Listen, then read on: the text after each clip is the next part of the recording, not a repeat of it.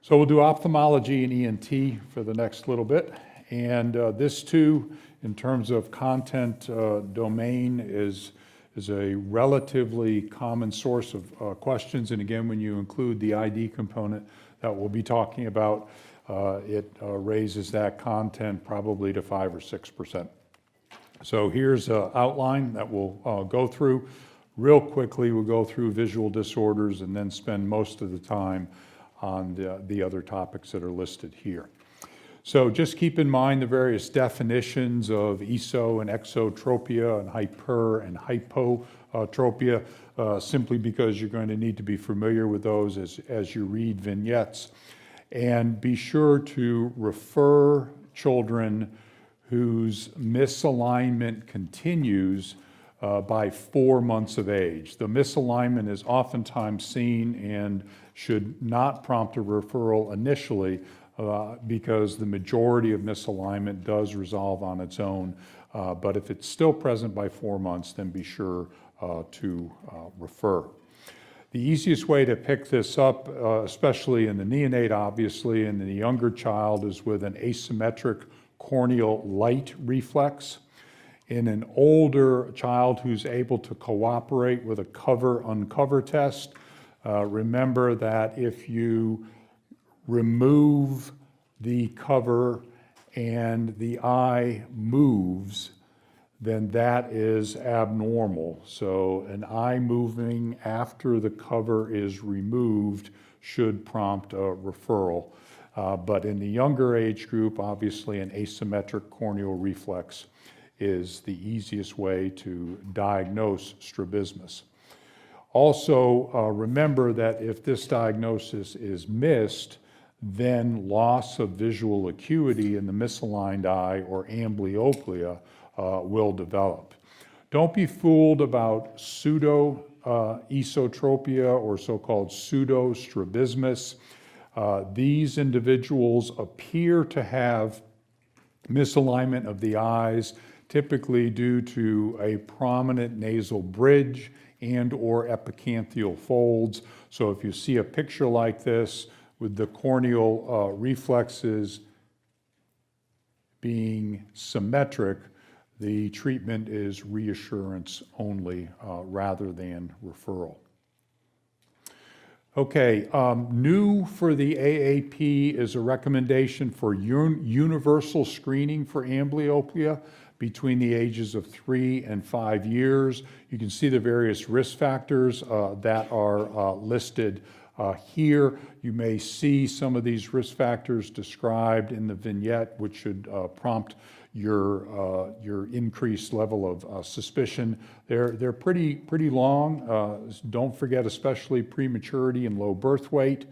And all of these individuals are at increased risk, and vision assessment is not recommended at an earlier age for these individuals, but rather all individuals between 3 and 5 recommended to screening. Now, how do you screen? Depends again on the age of the particular child. The various options are there. Optotypes can be either with letters or, much better for younger children, with stick figures, with drawings of animals and the like. And when to refer to the ophthalmologist in the older child who is able to cooperate with visual acuity testing, you can see the criteria there. At any time, if visual acuity differs greater than or equal to 2 lines between the 2 eyes, referral is indicated. And then again, if there's any evidence of an ocular malalignment, an abnormal red reflex that you might get, for example, with a congenital cataract or a retinoblastoma, or asymmetry of vision demonstrated by eye preference. And finally, any lesions that threaten the visual axis, like an eyelid hemangioma or congenital ptosis, will require referral. Remember, in the previous talk, We talked about brachial plexus injuries, sometimes a lower brachial plexus injury that involves T1, so-called Klumpke's palsy, is also associated with Horner syndrome, and a component of Horner syndrome is ptosis. That individual, if he or she did not recover, would likely need referral. Prognosis and treatment, most responsive if it's picked up and referred by age 7. It also depends upon the duration of the amblyopia and compliance with treatment, and treatment is outlined here. Most often, because many children are not able to cooperate with patches of one form or another, go on to surgery. Okay, let's look at eye injuries. Corneal abrasions typically present with pain, tearing, and photophobia, visual problems, and this is a scenario that you might see on your boards in regards to a vignette that describes an excessively fussy infant, but that infant is afebrile, perhaps has a totally normal exam except for his or her fussiness. Remember that an option to stain the eye looking for a corneal abrasion, because it is so benign compared to more invasive studies, if you see that, that's the correct choice, because corneal abrasions as well as hair tourniquets, mom's hair, for example, could accidentally get wrapped around either a digit or the penis in males and present with excessively fussy infants. So corneal abrasion and tourniquets are the sepsis lookalikes on your boards in an otherwise normal child with no evidence of sepsis.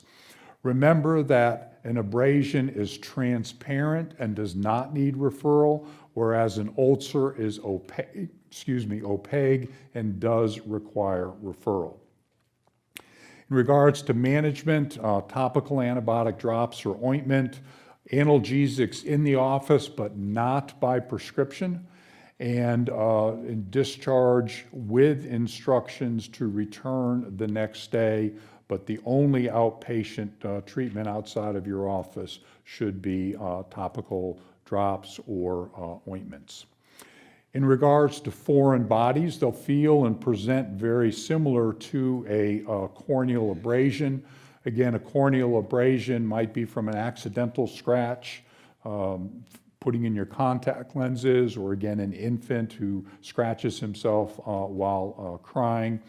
Ocular foreign bodies, on the other hand, will oftentimes be described as a sensation of something in the eye or sand in the eye.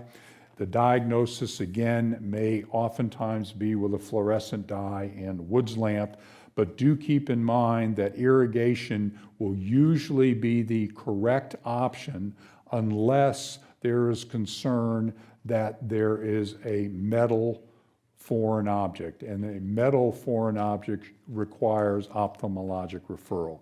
So be sure that you pay attention to the particular ocular foreign body. Other times to refer to ophthalmology, a blowout fracture, usually from trauma, either during sports or a physical altercation. You notice the fracture right here, and keep in mind that these individuals have limitations to their ability to look upward, and they, on physical exam, oftentimes you can demonstrate sort of a step off or point tenderness at the area of the blowout fracture, which again should require or would require immediate ophthalmologic or referral, and at times there's a decreased sensation as well as described here with blowout fractures. Hyphema, typically a direct trauma to the eye, say with a baseball or a hockey puck. You can see the level of blood here in the anterior chamber, and complications can be significant. This needs to be followed by an ophthalmologist, and treatment may require either topical steroids, cycloplegic drops, not sure how much or how little difference elevation of the bed makes, but certainly the first step prior to treatment, if you have the option to elevate as you wait for transportation, that would be appropriate. But all hyphemas require referral to ophthalmology, as do chemical burns to the cornea. Although alkali burns are typically the worst, acid burns can cause significant corneal erosions as well.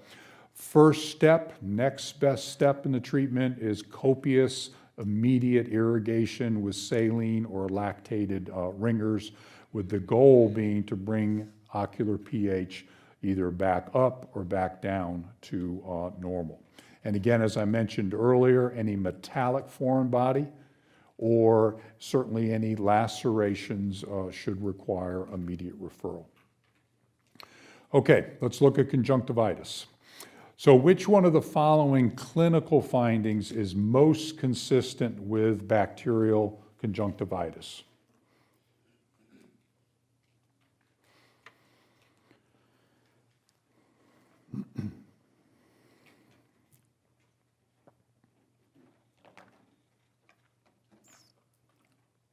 Okay, and so whitish green discharge is the correct answer. Clear discharge is either going to be allergic or viral. Allergic will itch. Viral will typically not itch. Preauricular lymphadenopathy is very common in viral conjunctivitis, may also be seen in allergic conjunctivitis. And limbic sparing is the buzzword for Kawasaki's disease.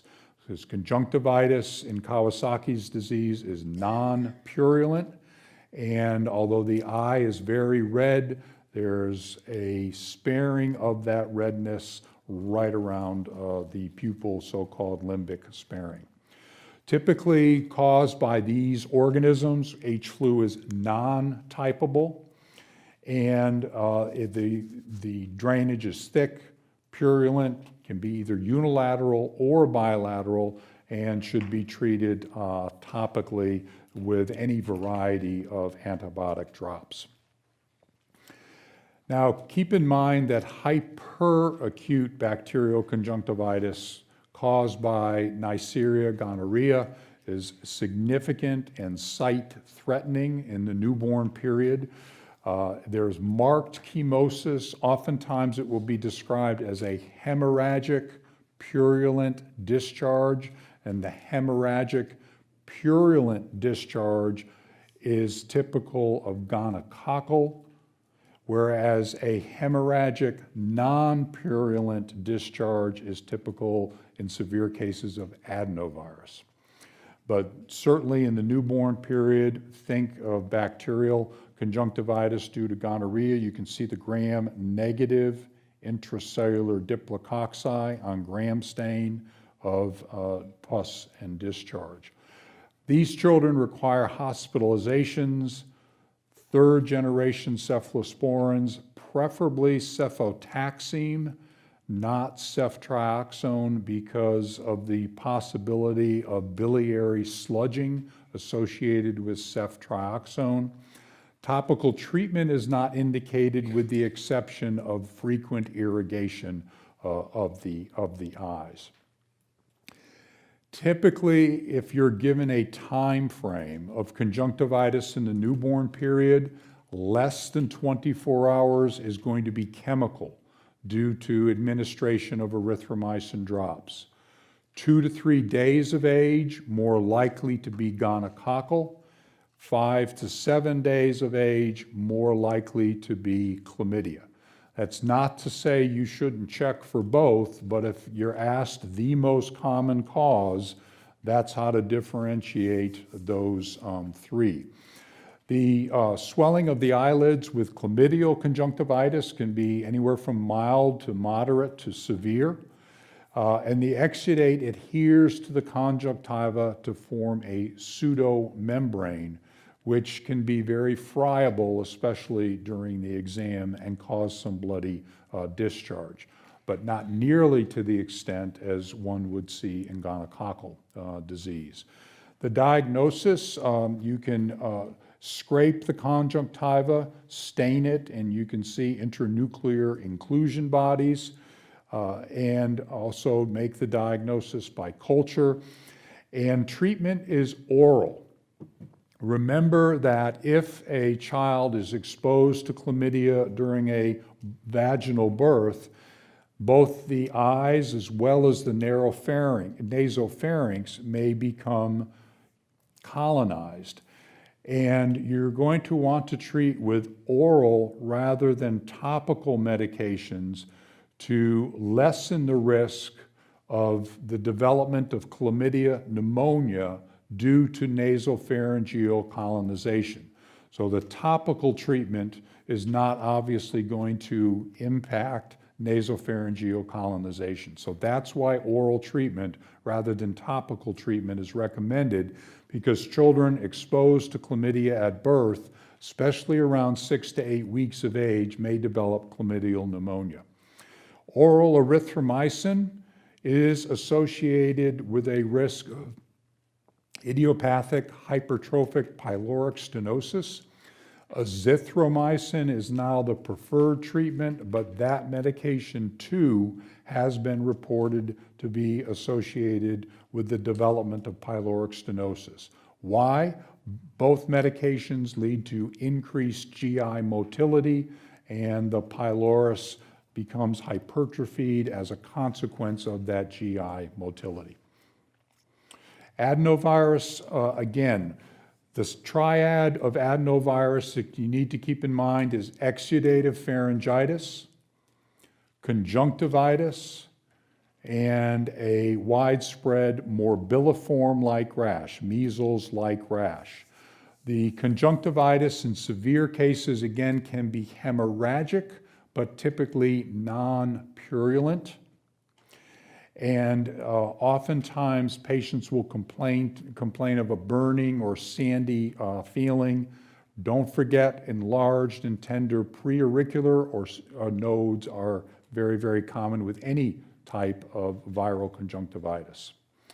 Generally self-limited, although again, some of the more severe hemorrhagic forms can cause a keratitis that would require referral, but the vast majority would not. Speaking of adenovirus, if you have a patient who is presented in your vignette with exudative pharyngitis and conjunctivitis, and you're given the option to observe or you're given the option to check a throat culture, the option to observe is correct, because the exudative pharyngitis is associated with conjunctivitis, and keep in mind that group A strep is typically associated with no upper respiratory symptoms with the exception of the sore throat. Allergic conjunctivitis, oftentimes there's a history of atopy or a seasonal or a specific allergy. Again, it's a watery discharge, typically itches, and again, viral does not. And many of the other symptoms are exactly the same when looking at viral conjunctivitis. So does it or does it not itch will help you differentiate between the two. All right, preseptal and orbital cellulitis. Which one of the following is associated only with orbital cellulitis rather than with both orbital and preseptal cellulitis? Fever, eyelid edema, abnormal extraocular movements, sinusitis, ocular pain.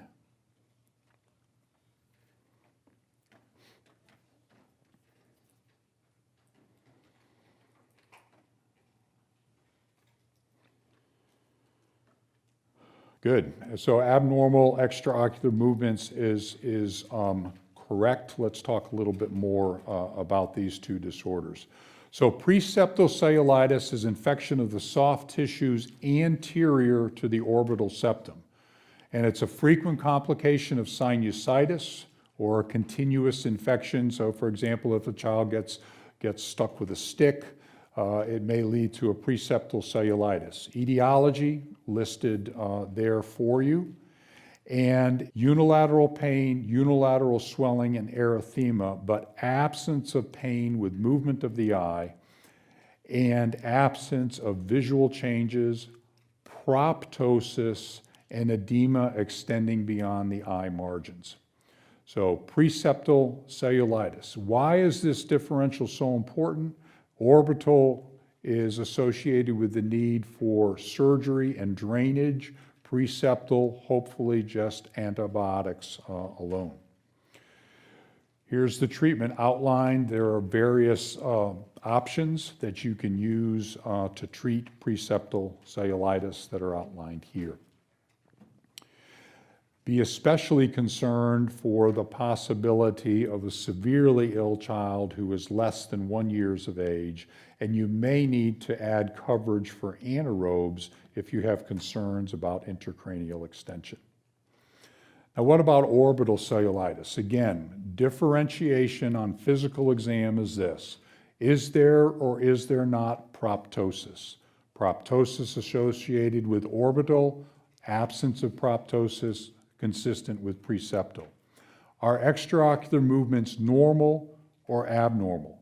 Normal associated with preseptal, abnormal associated with orbital. And orbital cellulitis can quickly involve the muscles of the muscles and fat located within the orbit, may cause a rapid loss of vision. Etiology is listed, and they're very similar to the organisms causing preseptal cellulitis, and associated again with these findings. Keep in mind the following. Oftentimes, you're not going to be able to examine extraocular movements because the child is going to be extraordinarily fussy. The eye may be completely shut, even with preseptal disease. And so if you are presented with a scenario where you are unable to adequately identify whether or not there are normal extraocular movements, be sure to move on to a CT scan. And this is a CT scan showing orbital cellulitis. You can see the preseptal edema here, but also note that there's bilateral sinusitis with air fluid levels. And sometimes there is bony dehiscence, and the pus can move out into the retroorbital space, causing the eye to be pushed out, accounting for the proptosis. And since this is where all the extraocular movements are located, it explains why in orbital cellulitis, extraocular movements are abnormal. Treatment is there. And again, this requires surgery as well as treatment to include vancomycin to be sure you're not dealing with methicillin-resistant staph and to be sure you're not dealing with a highly resistant strep pneumo. And again, adding coverage for anaerobes may be indicated, especially if this is secondary to trauma with a penetrating injury to the eye.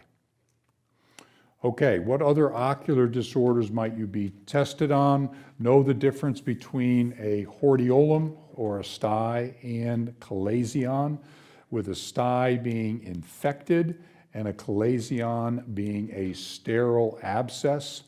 Both tend to be responsive to warm soaks. Some, especially styes, you'll need to add antibiotics as well. So the differentiation is really whether or not there's a secondary infection or a sterile abscess between the two. Dacrostenosis, pretty common in newborns. Next best treatment, no intervention, perhaps some warm soaks, perhaps some gentle massage over the lacrimal duct, but nothing to be concerned about. Treatment again, lacrimal sac massage, with the vast majority of children clearing on their own by 6 months. When to refer? Right around 1 year of age, because most children after 9 months of age who continue to have dacrostenosis will not resolve spontaneously. Cataracts, question 3, are most often associated with which one of the following disorders? Homocystinuria, phenylketonuria, glycogen storage diseases, galactosemia, or Marfan syndrome.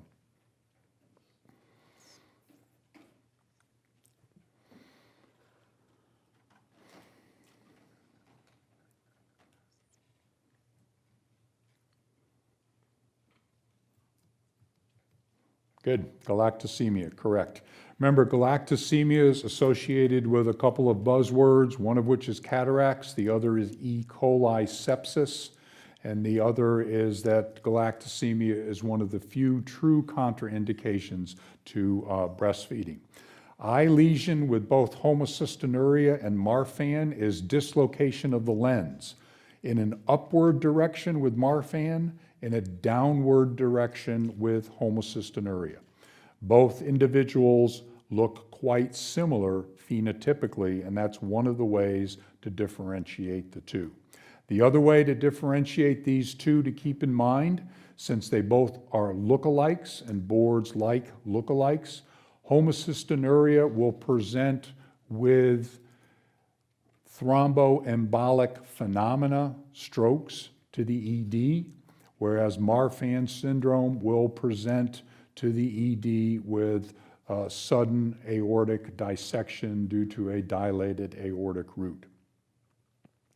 So cataracts are opacification of the lens. This is one of these things we do hundreds and hundreds and hundreds of times in our career, check a red reflex in a newborn, and it's important to do, thankfully, usually normal, but you don't want to miss a cataract. If it's unilateral, it's typically sporadic and not associated with a systemic disease.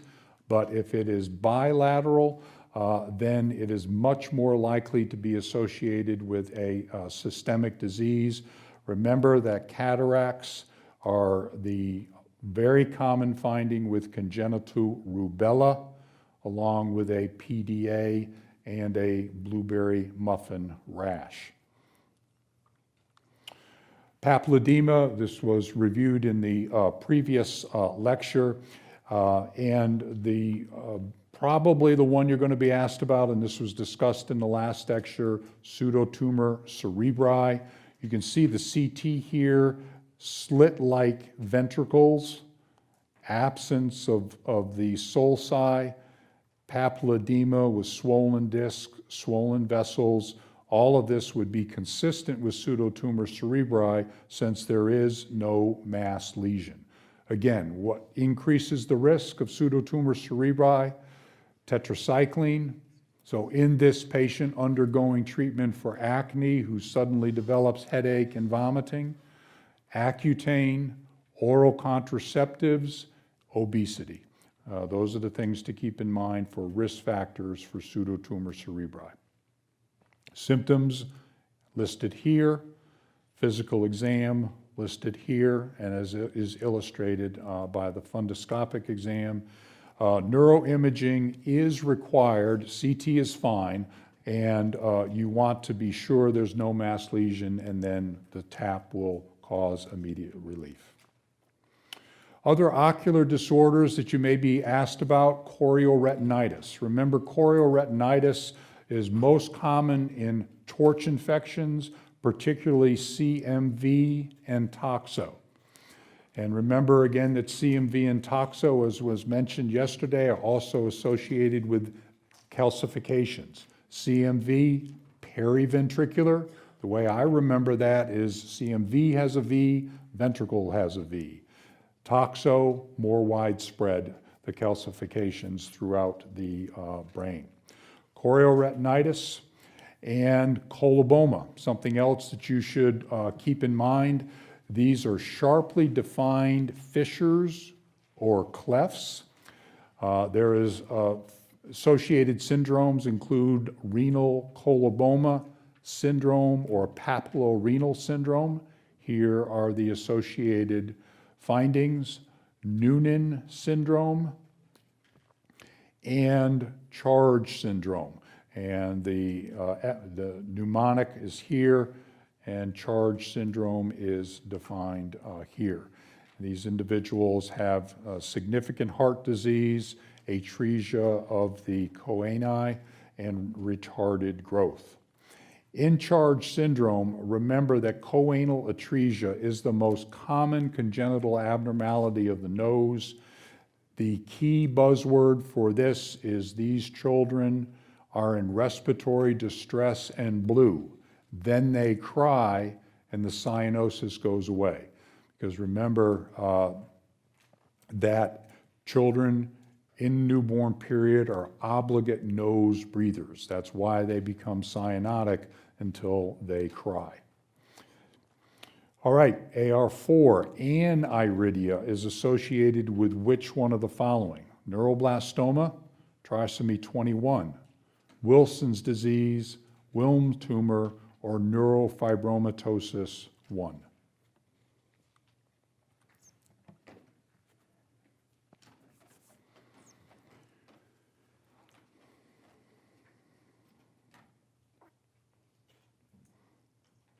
Good, Wilms tumor.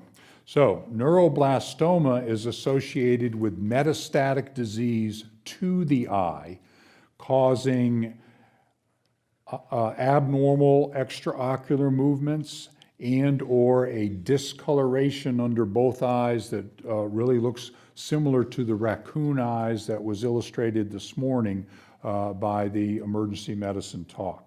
Trisomy 21, the eye finding is brush-field spots, whitish spots throughout the eye. Eye finding in Wilson's disease, Kaiser-Fleischer rings due to copper deposition. I'll show you a picture of that in a second. Eye finding in neurofibromatosis 1, Lish nodules, brownish discoloration in the eyes. So here's an example of aniridia. The majority are sporadic, occasionally familial, and again, an increased risk associated with Wilms tumor.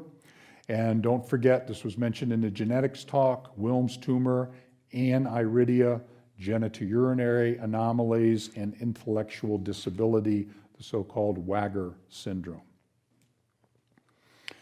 Other ocular disorders, microphthalmia. And I think you'll likely get tested on this, I would guess, with congenital varicella. When you look at torch infections, the most common other is congenital varicella. And that's associated with microphthalmia, limb hypoplasia, and a scarring rash because the lesions in congenital varicella are just as big as the lesions, say, in a 3 or 4-year-old. So the scarring is significant. But microphthalmia is associated with other syndromes and other infections as listed here. Another finding, this finding illustrated here is most often associated with which one of the following? Leukopenia, low serum zinc, elevated serum homocysteine, low serum ceruloplasmin, or hyponatremia.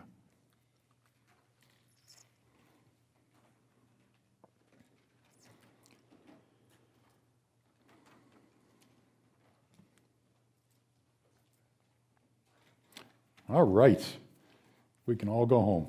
We don't have to talk about Wilson's disease, great. One thing to keep in mind, low serum zinc, that's associated with the disorder known as acrodermatitis enteropathica, zinc deficiency, and that is due to the absence of the ligand that absorbs zinc. That ligand is present in breast milk and absent in formula. And the scenario on your boards will be recently changed from breast to formula.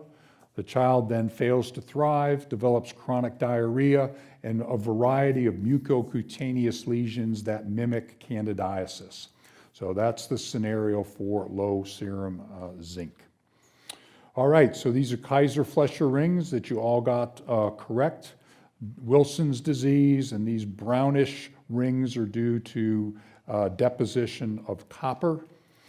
And remember that there are also hepatic manifestations, neurologic manifestations, and behavioral and psychiatric manifestations. This, to me, is one of the substance abuse lookalikes. And what I mean by that is that typically, until adolescence, the liver can handle the excess copper.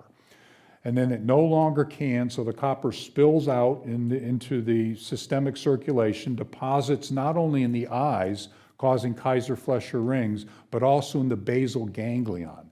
And the deposition of copper in the basal ganglion can lead to behavioral changes. So the scenario, sudden behavioral change, lack of interest in activities that once were interesting, decreased grades, more irritable, sounds just like substance abuse, but then perhaps they'll show you this picture and then you know that it's actually Wilson's disease. 24-hour urinary copper excretion is increased, ceruloplasmin is decreased, liver biopsy, if these two labs are equivocal, may be required. Other ocular disorders, don't forget about herpes simplex. Oftentimes, this is going to be from an auto-inoculation. An example of an auto-inoculation, let's say you have herpetic gingivostomatitis. Kids, their mouth hurts, they put their finger in their mouth, they auto-inoculate around their eye, or they develop perhaps a herpetic whitlow, which is illustrated right here. And also keep in mind when there are herpetic-like lesions around the eye, if there's any concern that the herpetic lesions are due to zoster, then ophthalmology referral is required. And sometimes the first key to herpes zoster in the ophthalmic branch of the trigeminal nerve is a herpetic lesion on the tip of the nose. And that might be something that is presented in a scenario. Herpetic gingivostomatitis hurts, put your finger in your mouth, get a herpetic whitlow or auto-inoculate. All right, let's look at otitis media and otitis externa. Don't forget that the Academy is very adamant about not using cold medications. They lead to lots of emergency department visits. So the current recommendations are listed here from the Academy. Basically none at all until 6 to 12 years, still preferred to avoid the antihistamines and decongestants, et cetera. Decongestants in older children and adolescents may provide some symptomatic relief. Okay, so the risk factors for otitis media are listed here. I'm sure they're quite familiar to all of you in terms of both primary disease and recurrent disease. The genetic and anatomic predisposition is typically associated with, for example, cleft lip, cleft palate, Down syndrome, certainly daycare attendants and older siblings who bring things home from school, et cetera, will also increase the risk of otitis. So the diagnosis is important, and the Academy has recently come out with some new recommendations, well, newish now, but I cannot imagine the number of children I have misdiagnosed with otitis media who have had the red ear, but really have not had an ear that looks like this. So we're really encouraged to make the diagnosis based on moderate to severe bulging of the tympanic membrane or new onset otorrhea not due to acute otitis externa. In other words, a rupture of the TM. Or if these two are not present, milder bulging of the TM and the recent onset of symptoms, or on exam, intense erythema of the tympanic membrane. All of this is in an effort to decrease the use of inappropriate antibiotics. And it's important also to always use pneumatic otoscopy and or tympanometry. So the crying red ear, so the ear that's red, probably due to injection by blood vessels because the child is crying, is certainly not acute otitis media.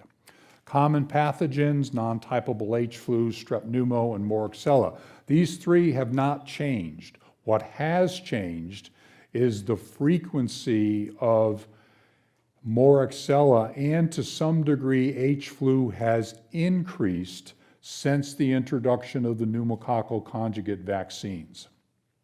But still, the most problematic organism of these three in terms of illness and in terms of side effects and secondary infections that we'll talk about is strep pneumo. All right, how do you treat them? All infants under 6 months of age, the Academy recommends treatment. Treatment regardless of whether the infection is unilateral or bilateral and regardless of the severity. So that's pretty easy. Anyone under 6 months, treat. Now, over 6 months of age, and again, this is board related, not necessarily real world related. If there is severe infection in one or both ears, antimicrobial therapy is recommended. What's severe? Moderate to severe pain, lasting for at least 48 hours, temperature above 102.2, obviously with, in addition, the bulging erythematous TM that we looked at before. It gets a little bit more complicated if it is non-severe and the child is between 6 and 23 months. So again, if it's severe, then we're going to treat. But in the child who has non-severe otitis media in this age group, and it's bilateral, the Academy recommends treatment. But if it is unilateral, the Academy does not have a specific recommendation in terms of antimicrobial therapy versus observation. So the question here is going to be dependent upon what they describe in the vignette in regards to what the TM looks like and the associated signs and symptoms as to whether or not you should even consider the option of watchful waiting.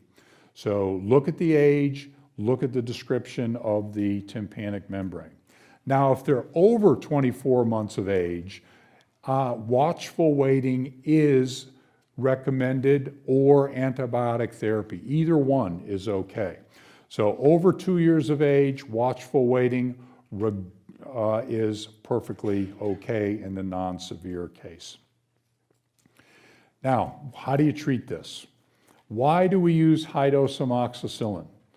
It provides for expanded coverage against H flu, provides for expanded coverage against MCAT, provides for protection against the subsequent development of conjunctivitis, provides for expanded coverage against moderately resistant strep, or decreases the risk of chronic otitis media.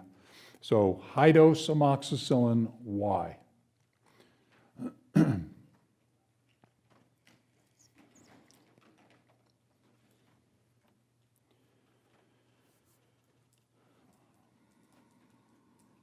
Okay, so this is correct.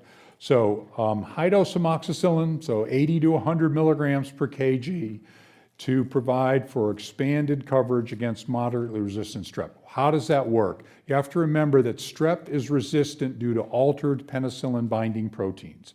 Doubling the dose, for lack of a better word, supersaturates that abnormal penicillin binding site and allows for some of the antibiotic to get into the organism and kill it. High-dose amoxicillin, because H flu and MCAT are both beta-lactamase producing, has no impact on either H flu or MCAT.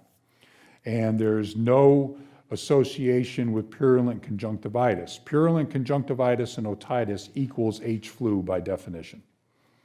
So high-dose amoxicillin to address moderately resistant strep due to alteration of penicillin-binding proteins. So test answer is amoxicillin if these three categories are met.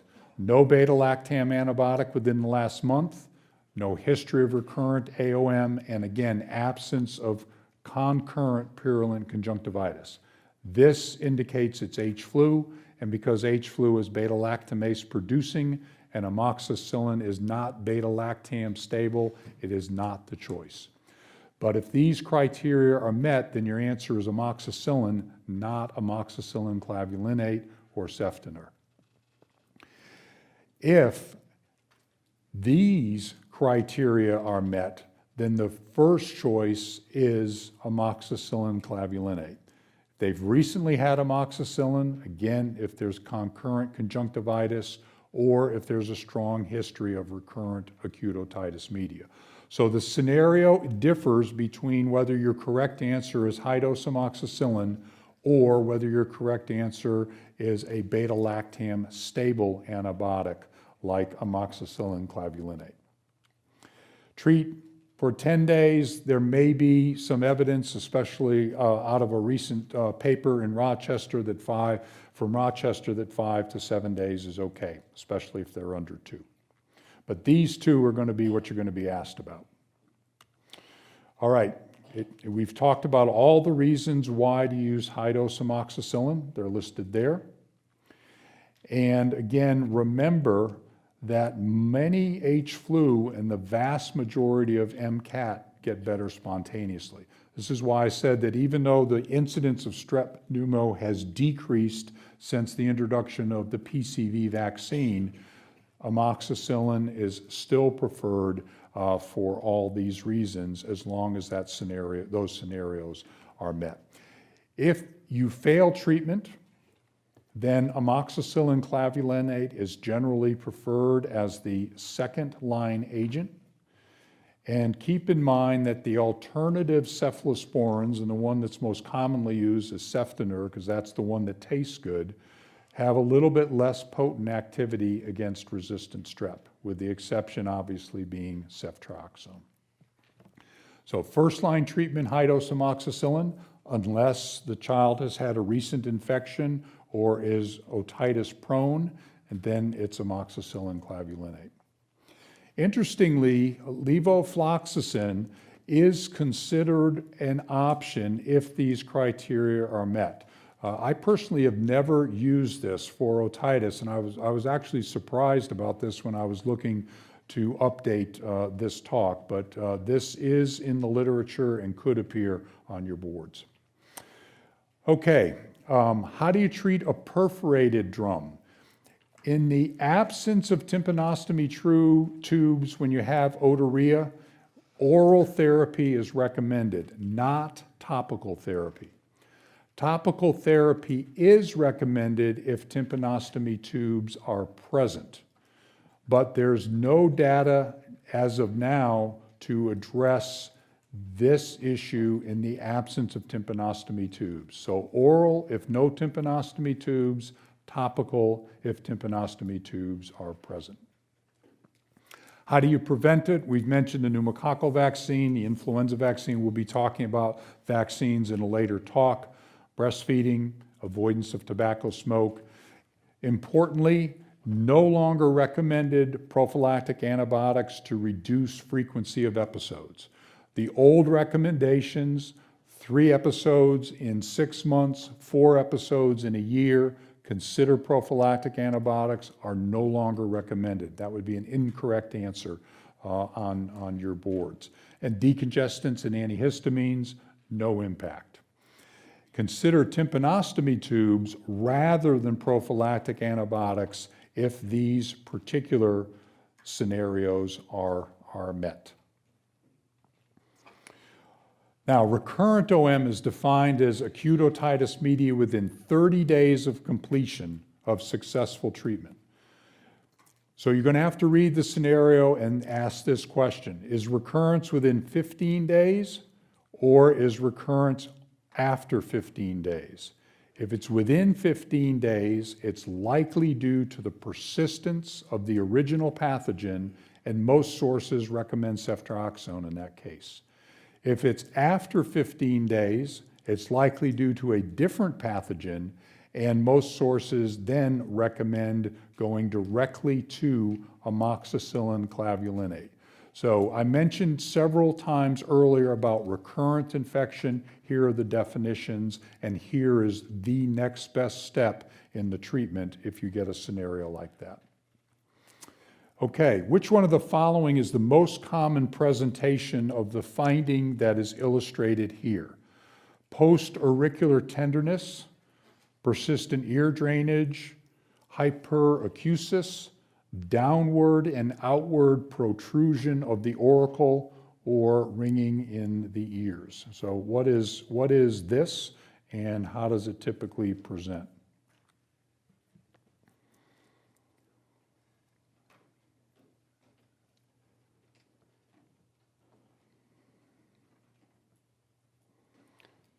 Okay, good. So this is a cholesteatoma, which typically presents with chronic ear drainage, post-auricular tenderness, and downward-outward protrusion of the auricle are both associated with mastoiditis, which we'll look at in a second. So a cholesteatoma is an abnormal accumulation of squamous epithelium. Hearing loss, as in that ear, it may occur. Ear drainage, despite appropriate treatment, both are risk factors, so new onset hearing loss, ear drainage that doesn't improve, and exam findings here. You can see sort of a white mass, this is the most common location in the superior portion of the tympanic membrane. And deep retraction pockets, or in this case, a ruptured drum, may be associated with it. Next best step in the treatment is surgery. Mastoiditis, you can see the tenderness illustrated here, the erythema. Again, the ear is outward and downward. And here is a mastoid air cell full of infection versus the normal mastoid air cell here. And there was a lot of concern about watchful waiting for the treatment of otitis media in those over 2, and in some cases over 6 months, that it would lead to an increased incidence of mastoiditis. That really has not been observed. But mastoiditis, this would require next best treatment, surgical intervention to drain the mastoid air cell along with aggressive antibiotic treatment. Why? Because it can be associated not only with facial nerve palsy, but the development of meningitis.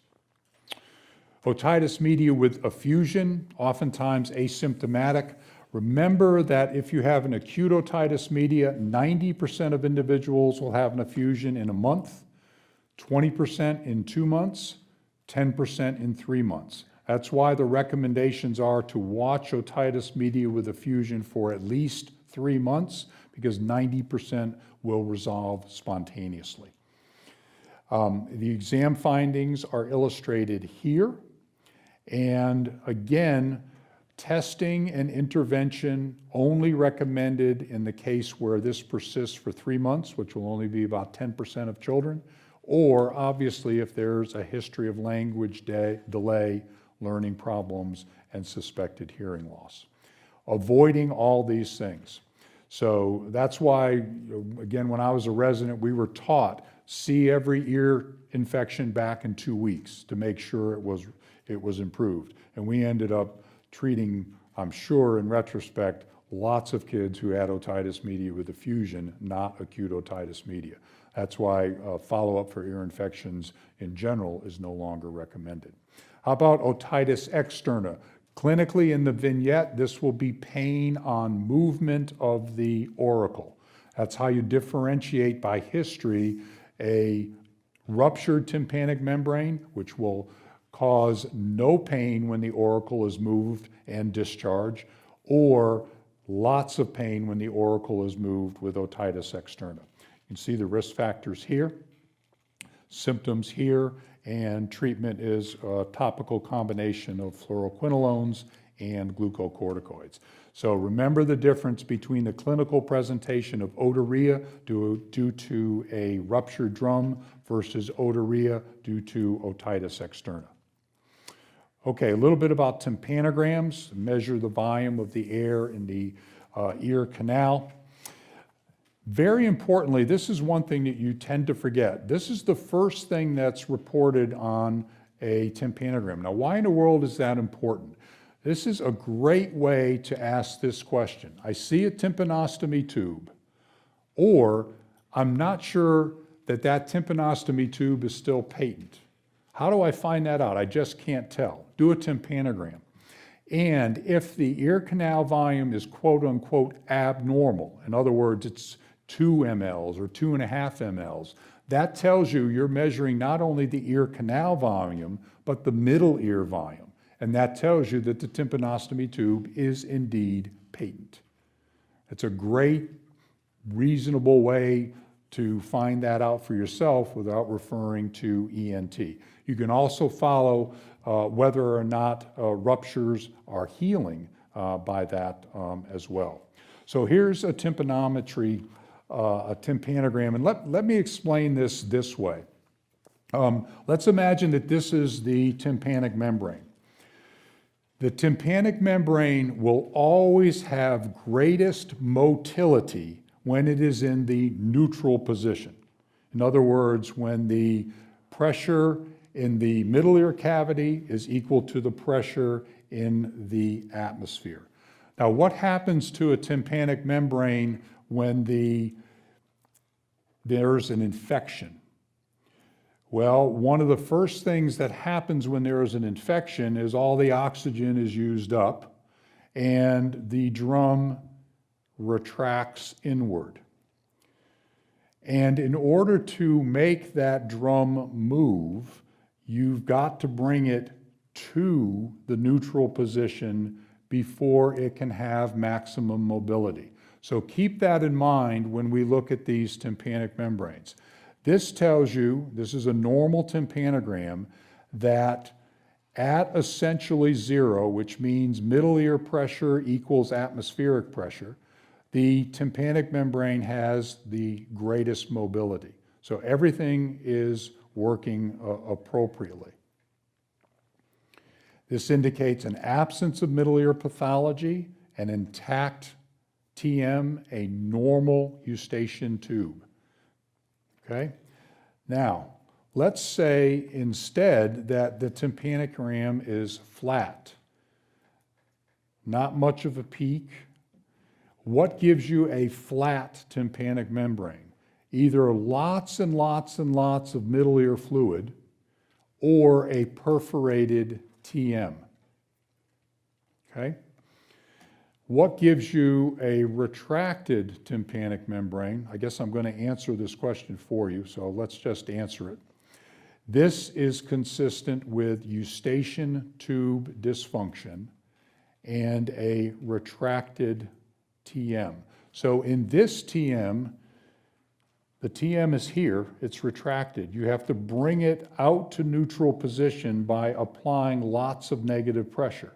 That's why the peak is, rather than here, which is normal, is here, because the tympanogram, for lack of a better word, has to suck that retracted drum back out to the neutral position and allow it to have maximum mobility, but again, by negative pressure. So if the drum is retracted but still has a peak, there's no fluid, but the drum is retracted and needs to be pulled out. If the eardrum is full of pus, no matter how much pressure you apply, there's so much fluid and pus behind it that that eardrum just isn't going to move. Whether it's here, it can't move against the pus. Whether it's here, it can't move against the pus, and therefore the tympanogram is flat. So there's 3 tympanograms you should know. Normal, this one, which is eustachian tube dysfunction and a retracted drum with no fluid, or the flat tympanic membrane, which means fluid. The only exception to that is the tympanic membrane will also be flat if there's a patent tympanostomy tube or if there is a ruptured drum. So 3 tympanograms, 1 infection and flat, 2 retracted but no fluid, 3 normal, and normal being the peak right here. It's a very handy tool, and the Academy wants you to know about it for your boards. So I'm going to just skip through that since we talked about it. Okay, let's move on to sinusitis. How do you diagnose acute bacterial sinusitis?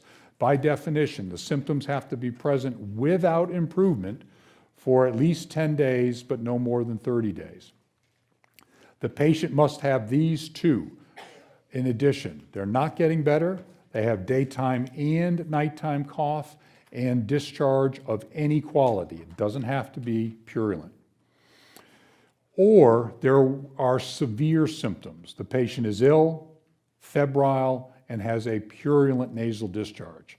So acute can be more of a chronic, my cold won't go away scenario, or an acutely ill individual, both consistent with acute bacterial rhinosinusitis. And the symptoms oftentimes, again, do not improve. There's an increase in symptoms, new onset of severe headache or fever, and so it's the cold that's not getting better or the acutely ill individual.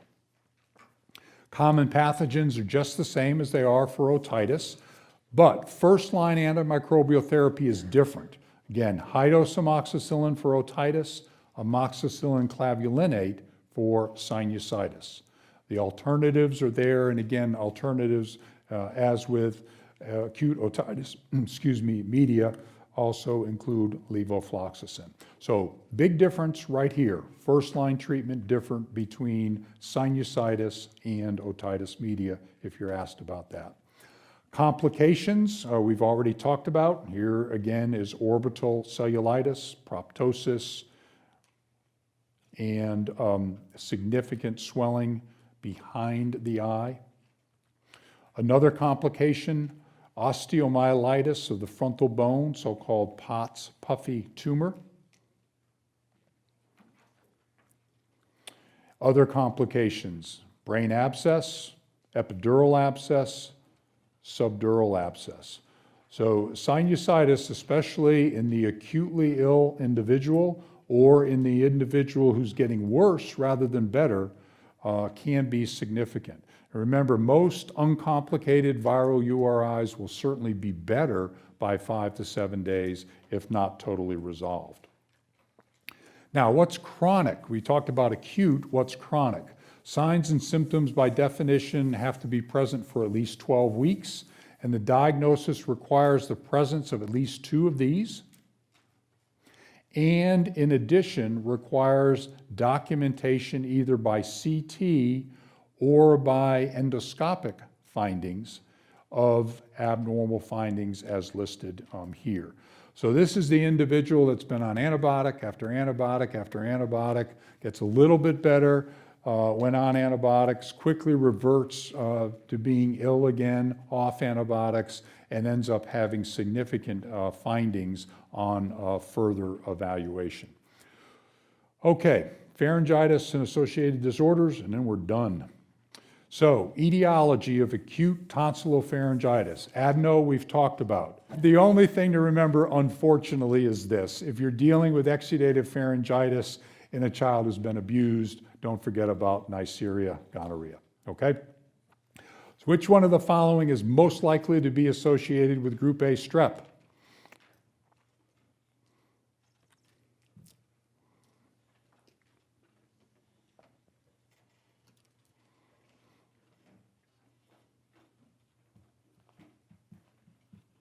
Headache, absolutely. Remember, group A strep is not associated with URI symptoms. Photophobia, think measles, for example, think Rocky Mountain spotted fever. But all of these symptoms should be absent, so headache and stomach ache. So In Group A strep, here are your symptoms. You're familiar with them and they're straightforward. On your boards, remember anterior cervical equals strep, posterior cervical equals EBV.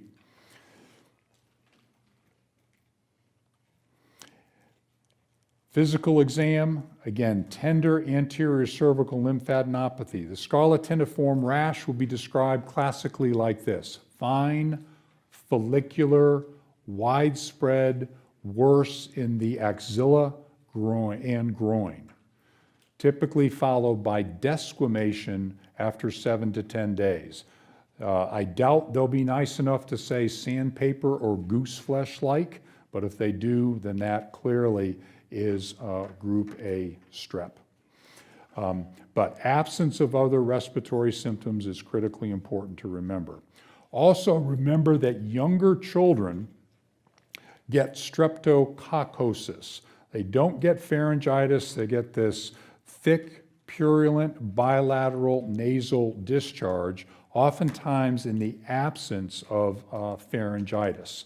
But these children almost always are either in daycare or have older siblings, because Group A strep is pretty unusual in the 3-year-old and again presents differently in the younger age group with bilateral nasal discharge. Very different than older individuals with Group A strep. Now, always test, and if the initial test is positive, you get a rapid strep, it's positive, next best step, treatment. Treatment has lots of advantages as are outlined there. If the rapid strep is negative, always answer that a throat culture is indicated, because the throat culture is more sensitive. So a rapid strep is very specific. In other words, if it's positive, you treat. But it's not as sensitive as a throat culture. That's why a negative rapid strep should be followed by a throat culture. This confirms Group A beta hemolytic strep. There's a bacitracin disc, and you can see inhibition of growth around the bacitracin disc. This proves that these beta hemolytic organisms are indeed Group A. So Group A by beta hemolytic, Group A by bacitracin disc.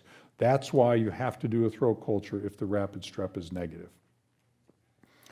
Do not treat patients who do not have confirmation of infection. This is really important. And how do you treat? Penicillin or amoxicillin, certainly. Macrolides have increasing resistance and are problematic.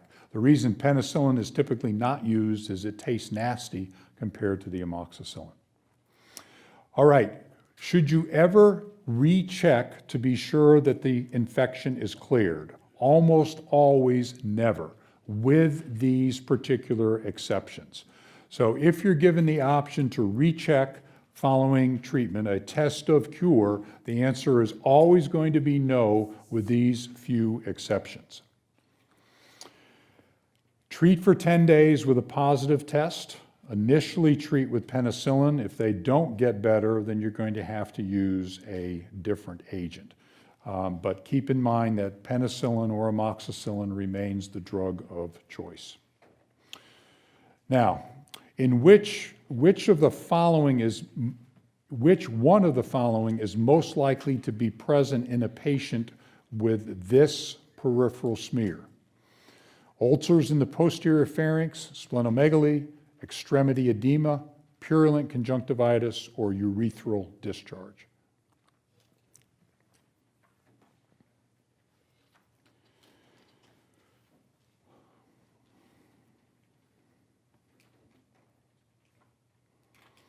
Okay, great. So you all know that. So there's atypical lymphs associated with EBV. Ulcers in the posterior pharynx would be herpangina caused by Coxsackie.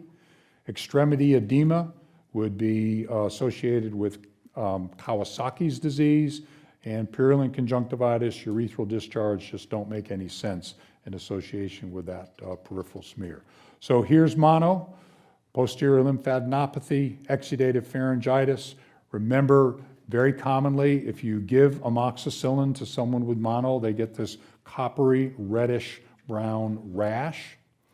and here are the atypical lymphocytes.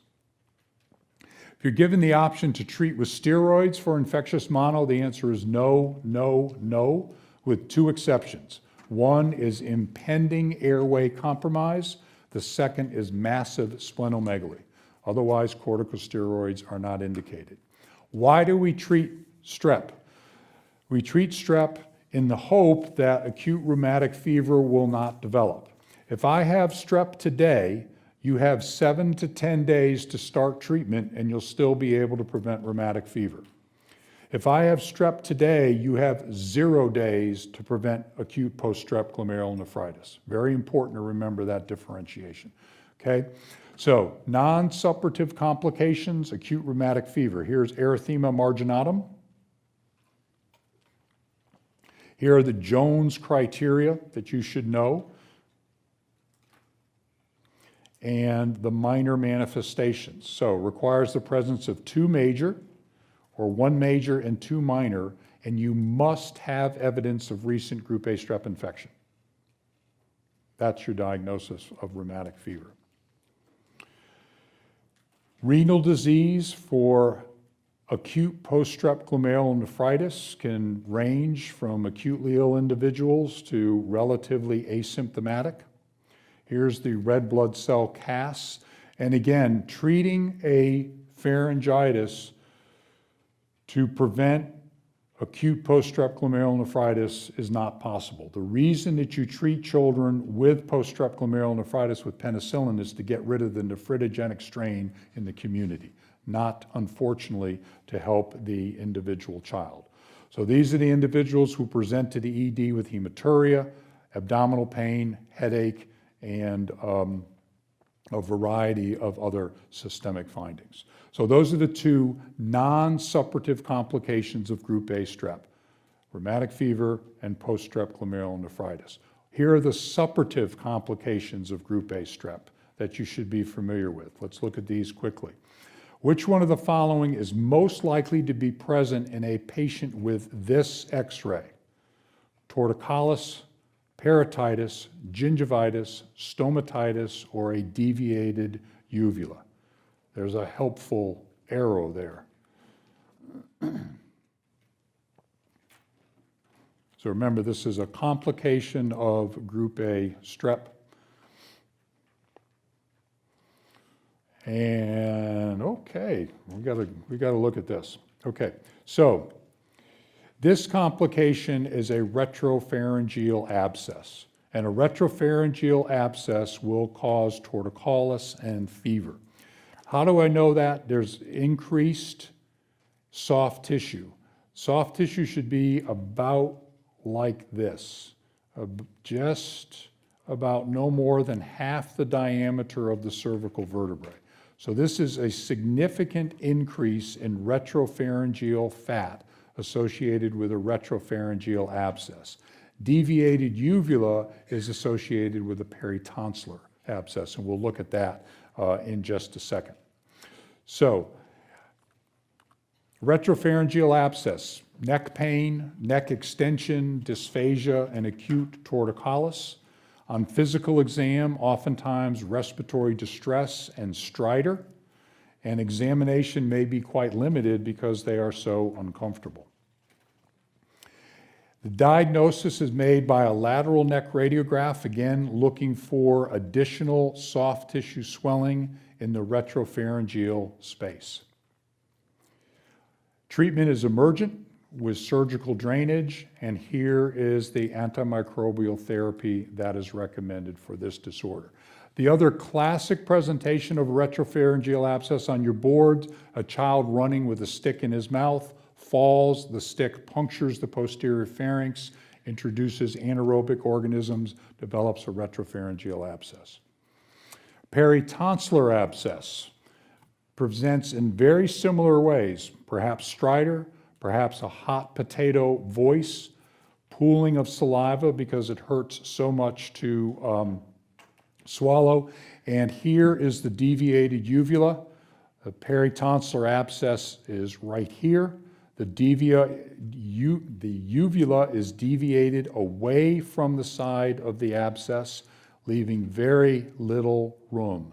So both patients will look very similar in the ED. Stridor, drooling, acutely ill, but one will have a relatively normal examination in the oropharynx, and one will have a very abnormal examination in the oropharynx. Peritonsillar abscess versus retropharyngeal abscess. Again, the diagnosis is clinical. Imaging is not necessary. Surgical drainage with airway compromise is indicated in these particular individuals as well. So that's how to tell the difference in the child who looks just the same clinically, but who has two very different complications of group A strep. Here's your antimicrobial therapy, very similar, and I'm just going to read these. These are available to you. All right, let's go. Obstructive sleep apnea. Like you all have this. I do too. I don't blame you. You're amazingly persistent, and we thank you. Obesity, Down syndrome, and other craniofacial abnormalities. Diagnosis, unfortunately, is often delayed. Some of these children are misdiagnosed with ADHD or with behavioral problems, so sleep history is extremely important to check. Many times they'll be mouth breathers, they'll have allergic shiners or signs of allergies on a physical exam. Their tongue and tonsils may be quite large, and they mouth breathe, have hyponasality, long, narrow midface, so-called allergic facies, allergic shiners, mouth breathers, long facies. All right, how do you treat them? Get a sleep study, and most of these children will require adenoidectomy. Surprisingly, not all of them are obese. At least for me, I sort of think of sleep apnea associated with obesity. That's certainly not always the case. Nasal foreign body, you can make this diagnosis when you walk in the room. And I see lots of you smiling because you've had it. You know, there's a crayon up the nose or a pen top. And so unilateral purulent nasal discharge, automatically going to be a nasal foreign body. Nasal polyp, benign grape-like grayish tumors. Remember their association with these three things: cystic fibrosis, chronic sinusitis, and aspirin sensitivity. So cystic fibrosis and aspirin sensitivity, very important to remember. Nasal fractures, usually associated obviously with trauma. Be sure to check for associated injuries before assuming that it is an isolated problem. Nasal septal hematomas are nasty because they can compromise very quickly the blood supply, resulting in septal perforation and a saddle nose deformity. And that saddle nose deformity looks very similar to the saddle nose deformity associated with syphilis due to the hemorrhagic rhinitis that the newborns get. Keep in mind that this is oftentimes, especially if it's an adolescent, a complication of cocaine abuse. On physical exam, the nasal septum is swollen and fluctuant and must be drained immediately.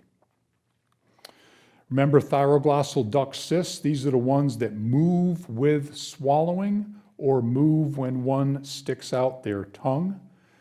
Oftentimes it's associated with ectopic thyroid tissue, and lots of individuals don't realize they have a thyroglossal duct cyst until it becomes secondarily infected. Midline cyst moves with swallowing.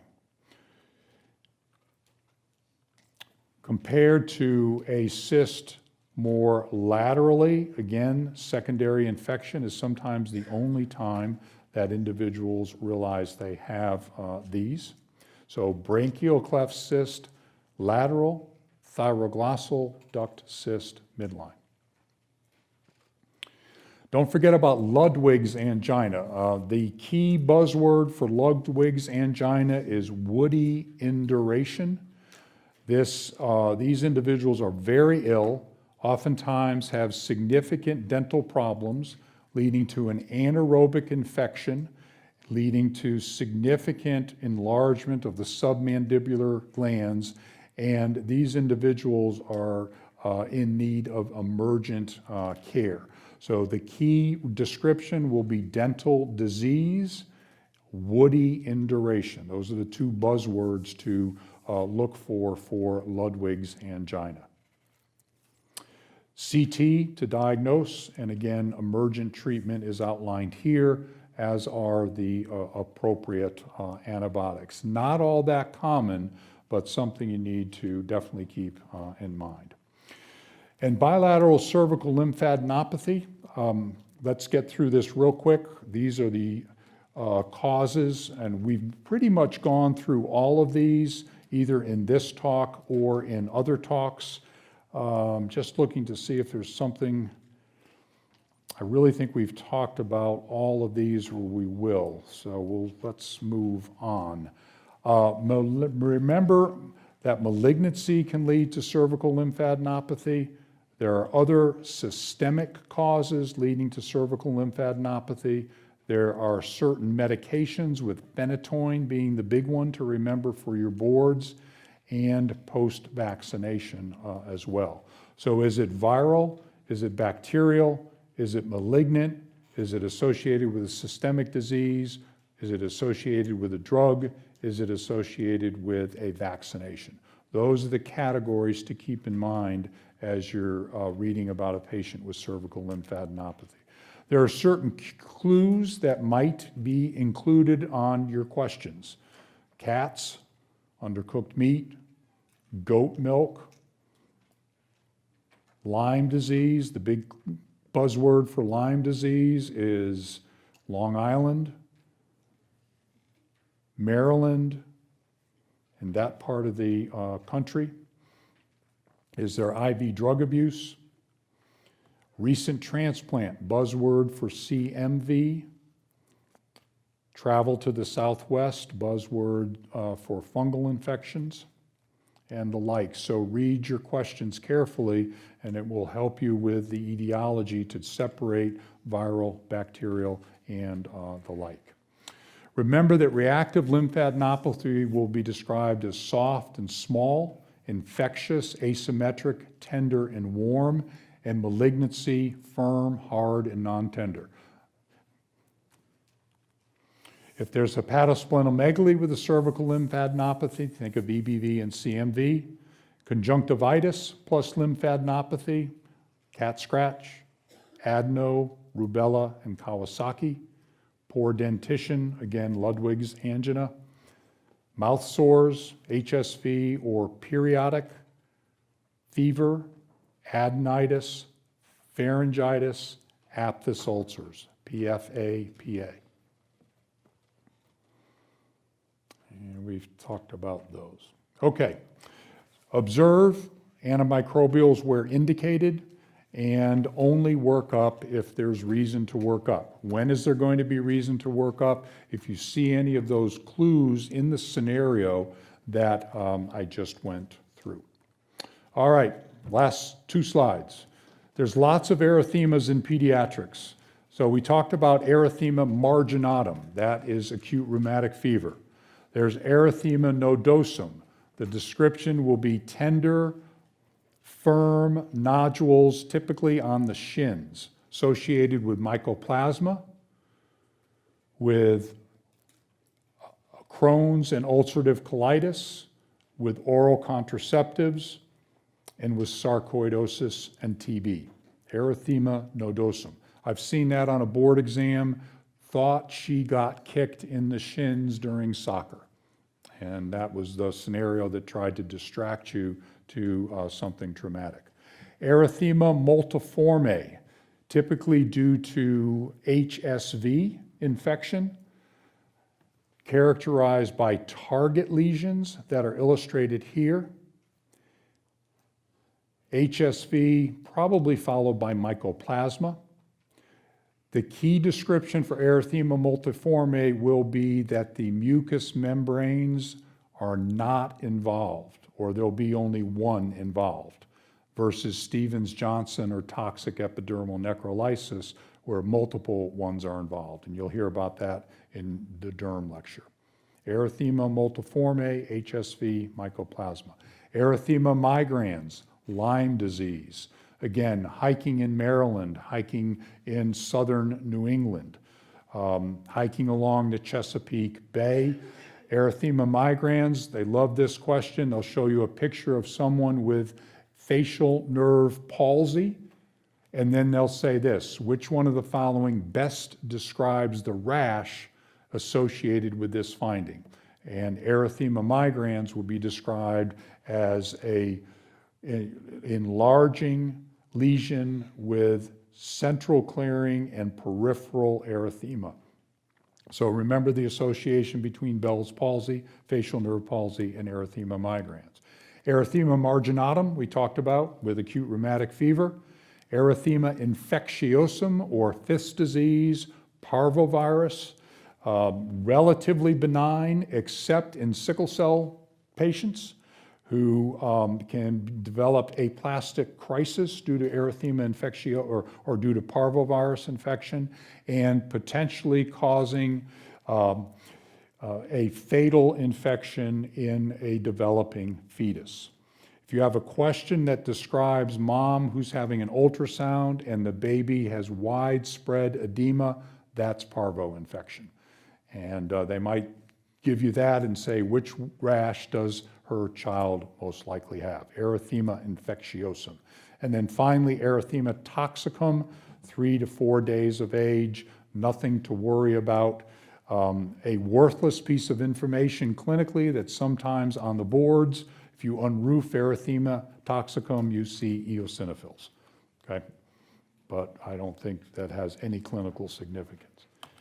Thank you so much for your patience. Thank you for your flexibility, and have a really good night. Thanks so much.